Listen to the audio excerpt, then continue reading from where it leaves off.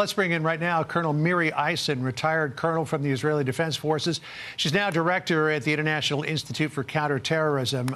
Miri, we don't know if there's more to come. There may be, so we'll continue to watch very, very closely. But your assessment of where we are at this moment in time and what will unfold in the days ahead. We've all been waiting to see both what Iran will do, what Hezbollah will do. I still feel in that sense, not only has Israel been on the initiative in the last almost 2 weeks, but when Iran attacks Israel, Israel defends itself. I, for the last half hour, waiting and listening to the program, was in that safe room where the Israel Defense Forces told us what to do. We were responsible. What we understand now is that Iran attacked Israel with such a horrific type of barrage. And I was in my safe room as I listened to Fox News together with one of my kids. But I say that because right now there will be an Israeli response. I don't know how it will be, but there will be an Israeli response. And that is part right now, as far as I'm concerned, of the initiative that we're on. We're not allowing not Hezbollah, not Iran, not the proxies to define the rules of the game. It's been way too long that they're the ones who lead it. And I am very happy as an Israeli that we're on the initiative. Having said that, the last 45 minutes were not fun at all. Colonel, thank you very much for joining us on our breaking coverage here. As we continue to learn, the airspaces are closed, although we are getting some word that the Israeli military has now decided to permit some to leave their protected spaces. You have to remember people have been sheltering all across the country because of the range of these missile attacks. Colonel, I mean, at this point, you think about these people and what they have been through and how long this has been going on for them.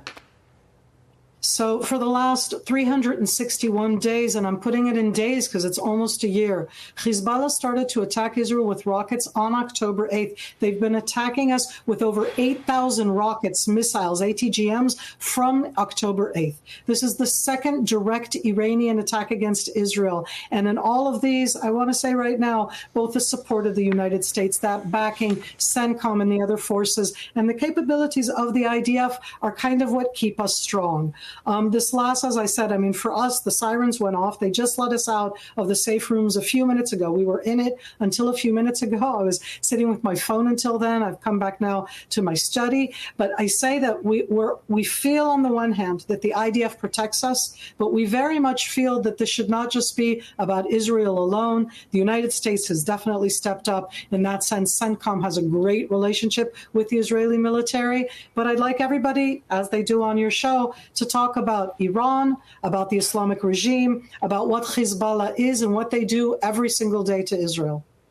So, Miri, as we look at pictures of the old city in Jerusalem and the Dome of the Rock there in the center of the picture, we wonder what comes after this attack from Iran. This is the second time now, the last time being back on April the 13th, that Iran has directly fired on Israel. Up until April, it was always done through proxies. But now Iran has done this twice. We know after the takeout of Nasrallah last Friday that the Ayatollah Khamenei was moved to a safe location. Do you expect that Israel is going to have to respond to what happened today, and how do you expect that will happen? We're still in the Middle East. You don't have to do anything. You make choices. In this case, it's about restoring deterrence. I think that Israel in the last 2 weeks has shown a lot of the capabilities that we kind of felt were missing, certainly in the colossal failure of October 7th, and that we did see when Israel intercepted the Iranian incoming missiles on April 13th, 14th.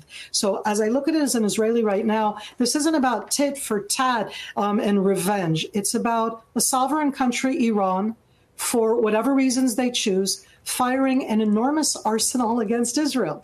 And this should not be just about Israel. So when you ask what next, how about listening to the world, the Western world, the free world, step up, not just in its rhetoric, but in the way that they approach this Islamic regime in Iran and the way that it uses all of the proxies, the way that the Houthis close a main shipping route for the world from Yemen. And I say that as an Israeli, that it's not about me. We attacked in Yemen yesterday. We have been attacking against Hezbollah in Lebanon and all of the other proxies, and I don't think that we should be doing this alone. Colonel Eisen, if you could just for a second here, we've got some brand new video, again, reporting that hundreds of missiles have been launched all over Israel. This was the scene over Jerusalem moments ago.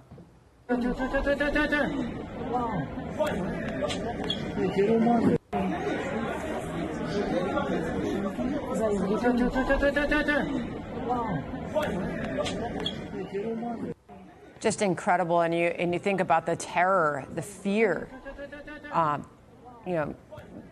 Colonel, that this put into the people there and all over the streets, all of whom were told to shelter.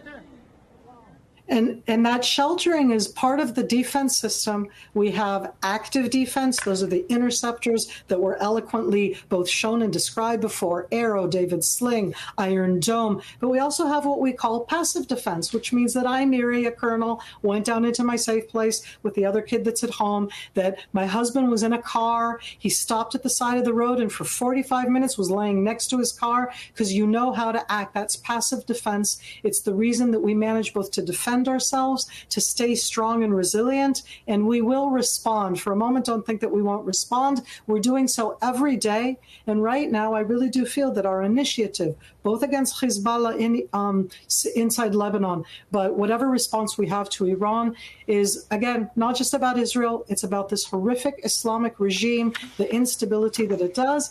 And at the end, I'm a person. It has not been a very nice time in these last 2 hours. And here I am sitting strong inside my house. And that's what we continue to do. Thank God for that. You know, the resilience of the Israeli people really is something to behold. Miri Eisen, thank you for coming on. Really appreciate it.